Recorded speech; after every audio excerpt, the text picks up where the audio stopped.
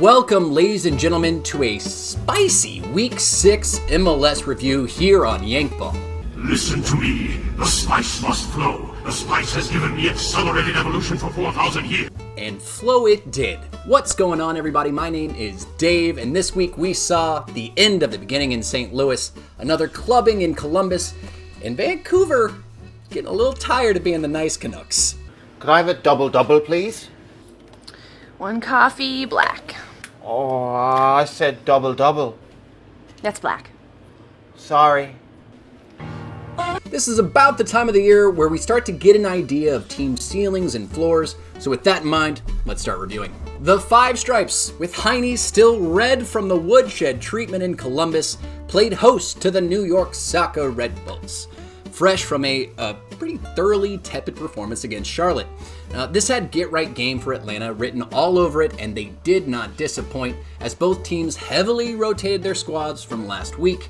New York, to their credit, did create some moments of offense through possession instead of solely through transition, which has long been one of my complaints about the New York philosophy. They tallied 15 total shots to Atlanta's 8, but many of those shots were coming from either outside the box or really tight angles, meaning that only 2 of those shots were actually on goal. Most notably, however, about this match was the 10 yellow cards shown in this game. Spicy.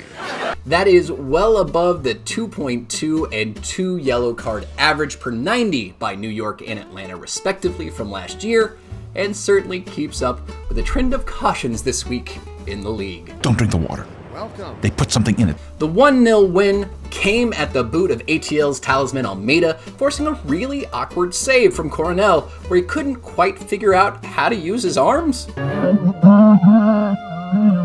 He deflected the ball to an alert Giamakis, who poked it home, and if there is one thing I love in a target forward, it's new thing called situational awareness. With the win, Atlanta is second in the East, as the Crimson Heifers will head back to New Jersey, falling to 12th. Makes you feel any better, New York? You don't have to worry. As an SKC fan, I can tell you it can be actually worse. You know what? All right, fine. Let's just rip the Band-Aid off. Do it. Do it. Do it.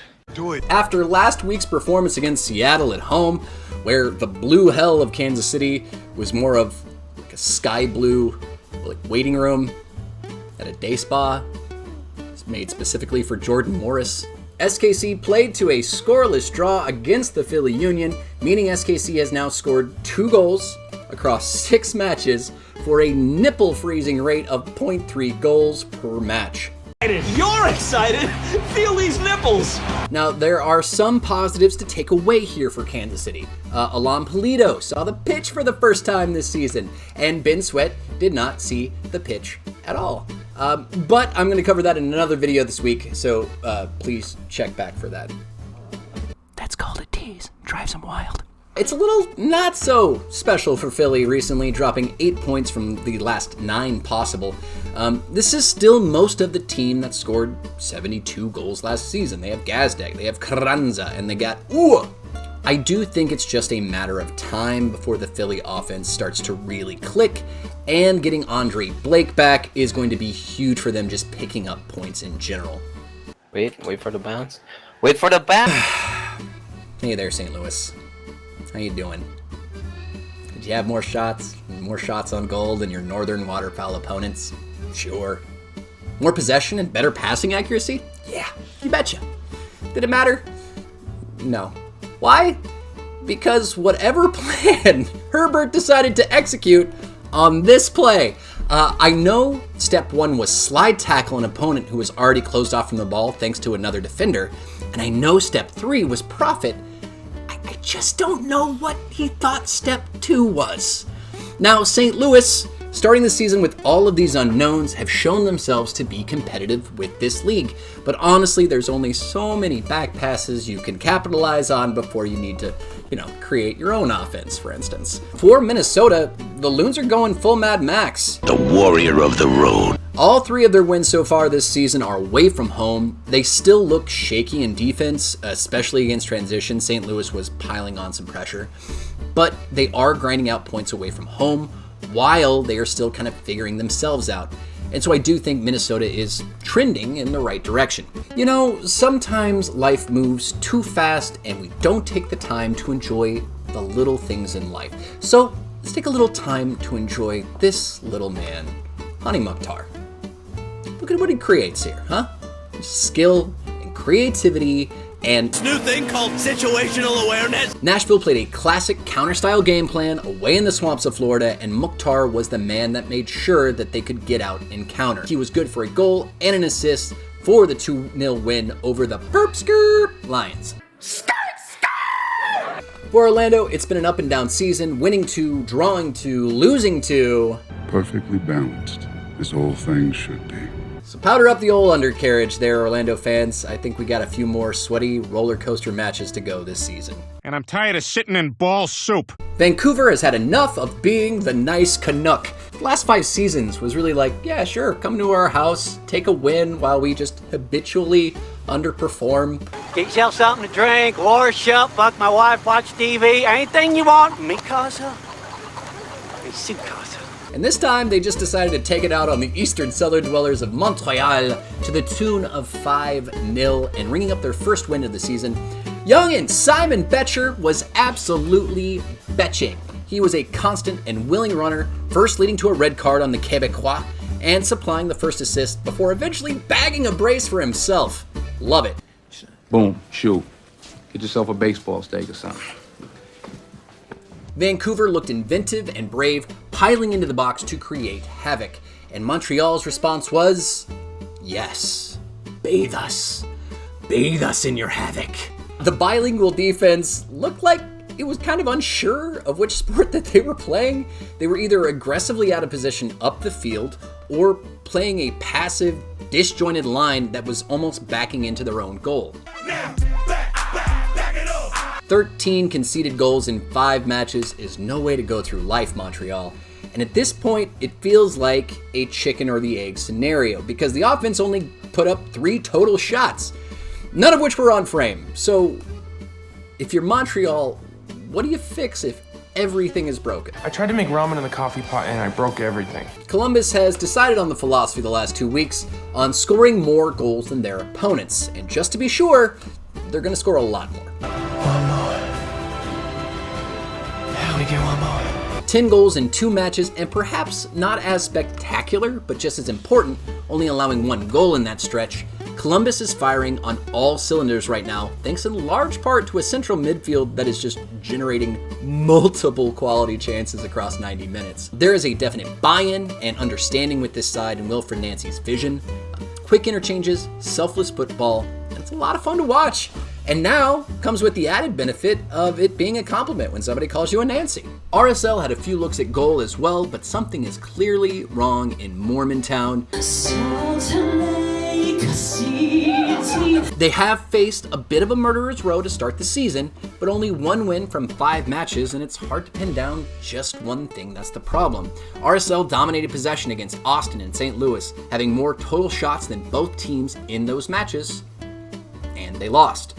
Here, they tried to soak up pressure and counter, and they lost. So RSL is kind of a prime example this season in terms of the haves and have-nots of clinical finishing on your team. Is this some sort of peasant joke that I'm too rich to understand? And please, no more back passes to St. Louis. In case you couldn't tell, I make stupid memes about every match in the spirit of good banter, but this one is going to be purely sincere. I am so happy for the state of Cincy soccer right now. You're talking about one of the roughest starts to an expansion in the league's history, and now are undefeated in 6, 4 wins, 4 clean sheets, and they sit atop the Eastern Conference going into Week 7. It's enough to make a grown man cry, and that's okay. And here's the thing, right? It's not being like extra flashy or special or sexy. They're doing it by being defensively sound, having dangerous vertical attack coming down from both wings, and everyone on the team is scoring, so you just can't lock down a striker.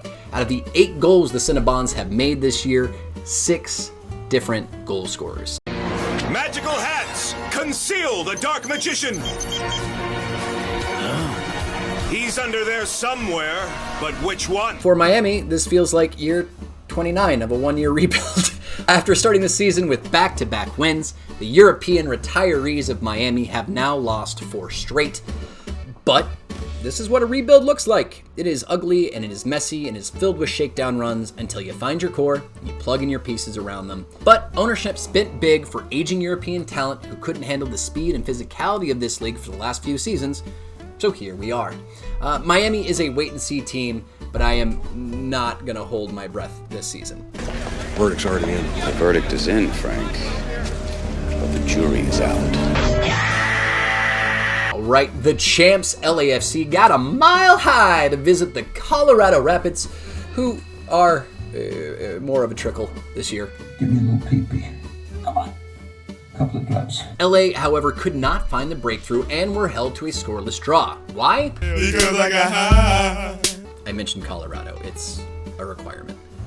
In all seriousness, the Rapids actually acquitted themselves well against the champs, having more shots on goal, and just a hair more possession to stymie the black and gold. I think this match speaks more to Colorado's ability than LAFC, as despite the blowout against Seattle to start the season for Colorado, they have kept matches pretty close so far this season.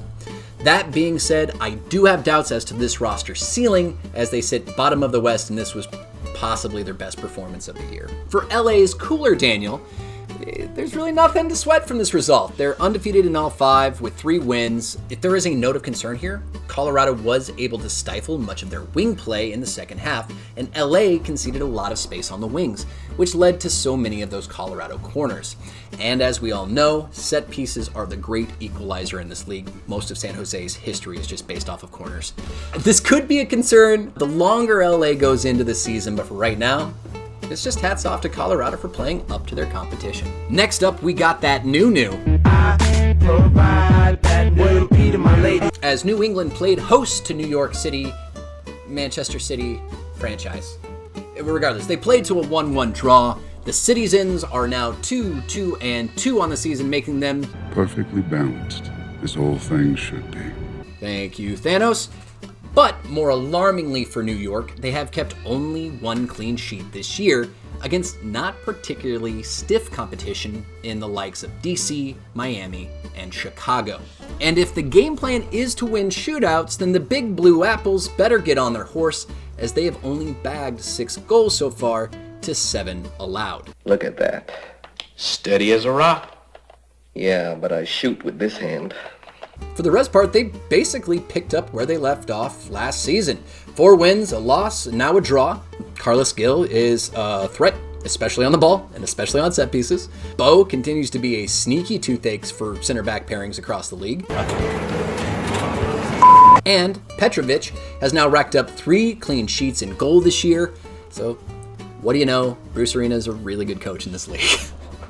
As I was writing this script, I had a horrible realization that if I were to make this YouTube channel, one day I would have to compliment Seattle. But it is not this day. I'm kidding, my little sea sows. The Rave Green have been prolific in front of goal so far this season, racking up 12. Only St. Louis, Atlanta, and Columbus have more, and they have done it with 4 clean sheets. But I said what in the butt. The 2 times they have faced a side in postseason standing this year, they have either drawn or lost. And with so much attacking talent in the midfield, LA was able to move the ball centrally in the second half. Plus, we got this Stefan Fry classic blunder. Amazing. He's good for about 4 of these a season, and then someone replaces his brain, and he goes lockdown for the postseason. But the point of this story being, Seattle is a very strong team. The only question is, at this point in the season, is can they take results from top-tier teams? But to be the man, you gotta beat the man! For the Galaxy, they're probably closer to just being a really big snow globe as opposed to a mind-crushingly large expanse of space. And I think a lot of it comes down to a lack of strategy and philosophy in personnel recruiting. Now that it's Miami's job to pay the European old heads, LA doesn't seem to have their own transfer market. And the way the squad currently stands, they can dominate possession, and that's about it. My opinion is something needs to change in the front office, aka Klein, in order for them to see really any sort of long-term improvement. So in the meantime, Hashtag play your kids. The fact that I made this smile motion to her with my face and my fingers made her lose it on stage, and she just had a little temper tantrum. Ah, yes. Canada's capital, Toronto. No. The capital of Canada is Ottawa. Apologies, Mountie. Canada's spiritual capital, Toronto, played host to what is quickly becoming the perennial sad sacks of the league, Charlotte, as they held themselves to a 2-2 draw, and igniting my hopes for Toronto breaking my all-time favorite MLS record. What is it? I'll tell you. No! Stop it! Okay, so in 2014, the Chicago Fire achieved the apex of mid with 18 draws in a single season. 34 matches played, 18 draws. I believe that with the right mindset and the can-kinda-do spirit, Toronto could forge a new apex of mediocrity. All joking aside, I think this is a perfect match to highlight fan bases that deserve better. We have seen just how quickly Toronto will get behind their team when they have any momentum or reason to, and the organization just hasn't given them one. Are you as excited as I am? By the sounds of it, no. In Charlotte's case, they have 40 match history, right? They have won 14 of those 40 matches. In that same 40 match span, they have coughed up 63 goals. And fans still show up and still show out and fill up that stadium and are loud, and they've yet to actually have a reason to cheer. This is outrageous. It's unfair.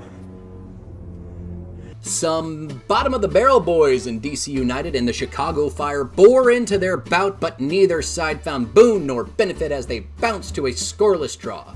This game was literally so boring I had to write an alliteration to keep myself interested. What is this? What are we doing? What in God's name are we doing? What? Our lives! What kind of lives are these? We're like children. We're not men. No, we're not. We're not men. 5 combined shots on goal was the only offensive performance for both teams, as the rest of their performance was, well, offensive. Chicago and DC have a win apiece this season, and both teams have conceded more goals than matches played. Hell, in this game, DC had a 62% passing accuracy. Chicago barely had 70. This is bad soccer. Your music's bad and you should feel bad. I think what bothers me the most about this is that these are two of the original 96er teams, and they have watched generations of expansion sides now for decades just leapfrog them in terms of style of play, in terms of wins, and more importantly than anything, hardware. These are storied franchises, and as far as I can tell with these ownership groups and front offices, Chicago and DC will continue to be just footnotes in other team stories. God, that was good. We had ourselves a regular shootout of the penalty variety in Central California as the San Jose Earthquakes scrapped their way to a 2-1 win over the Houston Dynamo. Say what you will about the softness or hardness of the PKs given, San Jose's penalty shouts came from being brave and inventive in the attacking third. You're fucking 10-ply, bud. Fellas, that was some of the finest tripping I've ever received. I am also just quietly interested to see what first-year head coach Luchi Gonzalez has got cooking in San Jose this year. Last year, San Jose won a total of 8 matches from 34. This year, 3 wins, 6 played. That's pretty dang good! So this is definitely one of those teams that we could really just see blossom throughout the season. Oh, should I have asked her out? No, that's the key. You wait for it to grow into a plant, and then you fuck the plant. The Ben Olsen experiment in Houston is yielding some pretty middling results so far this season with 2 wins and 3 losses in 5 matches played. But as Houston finished second to last in the West last year, Olsen should have a lot of runway to install his scowly, slightly grizzled vision. For our last game of the Week 6 review show, we have the other Portland team headed south to take on the other Cal-related team in FC Dallas as they both played to a 1-1 draw. Portland has been able to stop bad offenses from scoring like LA and, Sporting Kansas City. Oh, ugly duckling. Bok, bok. But still gave up 31 total shots between those 2 bad offenses. And when they do face dangerous offenses, they are leaking goals right now. That being said, Timbers are getting healthier and new timber. Does that make them a twig? regardless. New Timber, Frank Boley, looks legit. How legit, you ask?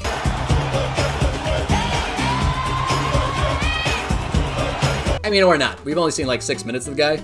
But if Boley is clutch enough to score basically at the death of his debut match, I think Timbers fans should be feeling cautiously optimistic about his offensive contributions.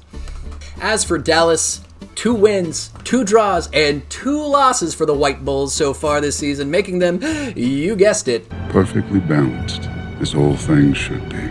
much appreciated Mad Titan. And at this point in the season, Nico Estevez's side is either at or slightly underperforming in comparison to their 2022 efforts, which is kind of a mixed bag in a league that values parity above all else. This is your captain speaking. I've got good news and bad news.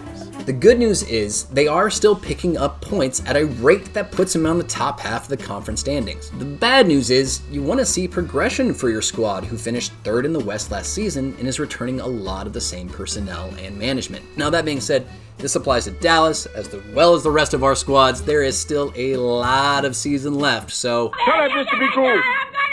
Say, Mr. Be Cool! Be cool, honey! Say, Mr. Be Cool! And that's it. Thank you so much for watching the Week 6 review show for MLS here on Yankball.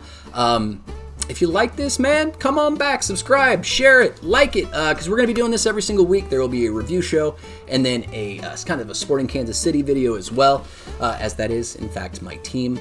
But really, I just wanted to create a fun space for an absolutely ridiculous league that I absolutely love. And so I hope you all enjoyed it. And if you do, come on back next week. Now be kind to yourselves. Get out of here.